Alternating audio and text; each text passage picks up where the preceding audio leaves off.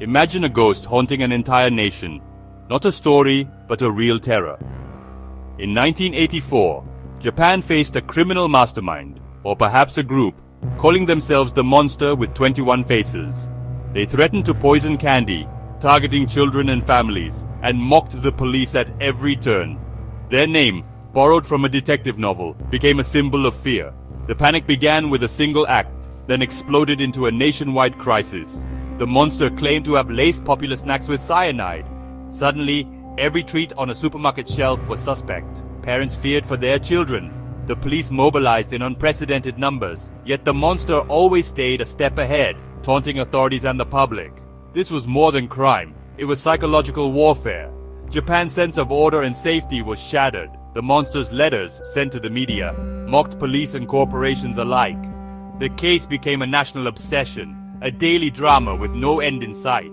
Detectives chased thousands of leads, analyzed handwriting, and set elaborate traps. But the Monster always slipped away, leaving only frustration and fear. The police's failure was public and humiliating. The Monster with 21 Faces became a legend, an unsolved mystery that still haunts Japan. The ghost was real, and it left a nation on edge. The Monster's campaign was relentless, their identity a mystery. The public watched, terrified, as the authorities failed to catch a phantom. The Monster's legend grew with every unanswered question. Japan was left to wonder, how do you fight an enemy you can't see? The answer, it seemed, was that you can't. The nightmare began on March 18, 1984. Katsuhisa Ezaki, president of Glico, was kidnapped from his home by masked men. They demanded a massive ransom, 1 billion yen, and 100 kilograms of gold. Ezaki was held in a cold warehouse, but managed to escape after 3 days. The Monster's plan had failed, but their campaign was just beginning. Soon after, a letter arrived, signed by the Monster with 21 Faces. They claimed to have laced Glico products with cyanide and provided proof.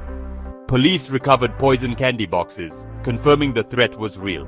Panic swept the country overnight. Glico pulled all products from shelves, suffering catastrophic financial losses. The Monster had found a new weapon, fear.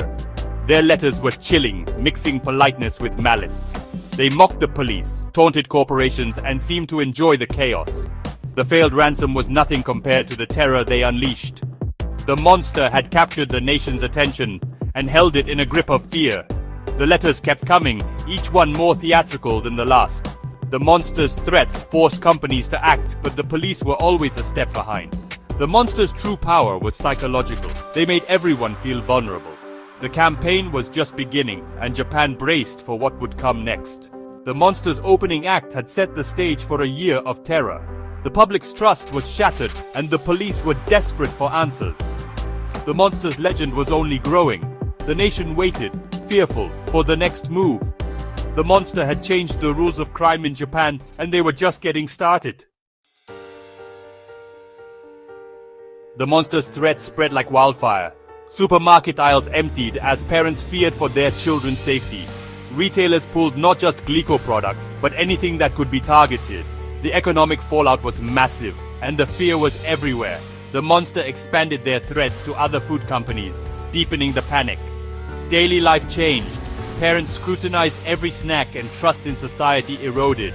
The media fueled the hysteria with constant updates. The Monster sent letters and audio tapes, ensuring their presence was always felt. The fear was about more than poison. It was about the unknown. The Monster had turned the nation into a hostage. Japan's innocence was lost, and the police seemed powerless.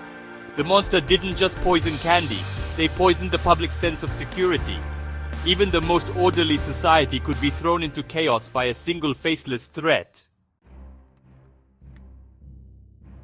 The Monster's campaign was built on communication. Over 140 letters were sent to media and police, each one a performance. Written in a confusing mix of dialects, the letters mocked and taunted investigators. The Monster reveled in their own cleverness, signing off with their infamous name. The police launched a massive investigation involving over 130,000 officers. Experts analyzed handwriting, dialects, and voice recordings, but found nothing. The Monster played games, announcing truces, then resurfacing with new threats. They set up fake ransom drops, always staying one step ahead. Each failed police attempt was another victory for the monster. Their letters revealed a complex personality, sometimes cruel, sometimes oddly principled. They weren't just criminals, they were puppeteers, and Japan was their stage. The monster's psychological warfare was relentless. The nation watched, helpless, as the monster controlled the narrative. The police came closest to the monster in June 1984. During a fake ransom drop, they spotted a suspicious man, the fox-eyed man.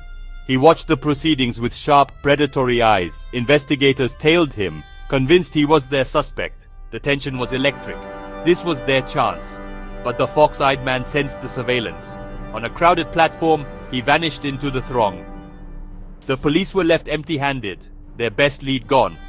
The fox-eyed man's image was broadcast nationwide, becoming the face of the monster. Was he the mastermind, or just a skilled accomplice? His disappearance deepened the mystery and frustration.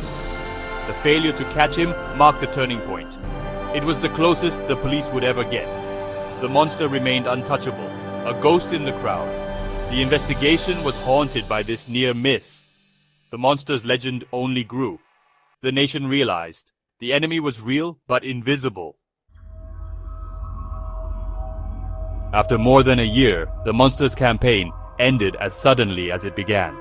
In August 1985, they sent a final letter, not a threat, but a farewell. The letter followed the suicide of Superintendent Yamamoto, who had led the investigation. The monster mocked his death, then declared their campaign over. "We've got something else to do," they wrote, and vanished. The letter stopped, the threat ceased, the terror ended. The silence was almost as unsettling as the threats. The police never caught anyone. The monster had extorted no money but achieved infamy. The investigation dragged on for years, but no arrests were made. Statutes of limitations expired, and the case was closed. The monster had won, terrorizing a nation, humiliating the police, and disappearing without a trace. Their final act was a vanishing trick no one could explain. The public was left with questions and a sense of defeat. The monster's legend was sealed by their perfect escape. Japan was left to wonder if the ghost would ever return. Decades later, the monster with 21 faces remains Japan's greatest unsolved mystery. Theories abound. Was it one person, a group, or something else entirely? The fox-eyed man's identity is still unknown, a symbol of the investigation's failure. The case became folklore, inspiring books, films, and endless speculation. Its legacy changed police procedures and corporate security forever. For the public, it left a permanent scar, a reminder that safety is never guaranteed. The monster orchestrated their own legend, then vanished. Imagine being a police officer in 1984, facing an enemy with no face and no motive. Every move was scrutinized, every failure public. How do you catch a ghost? The monster posed that question to Japan, and no one has answered it. The case stands as a monument to the perfect crime. The monster with 21 faces remains a haunting enigma.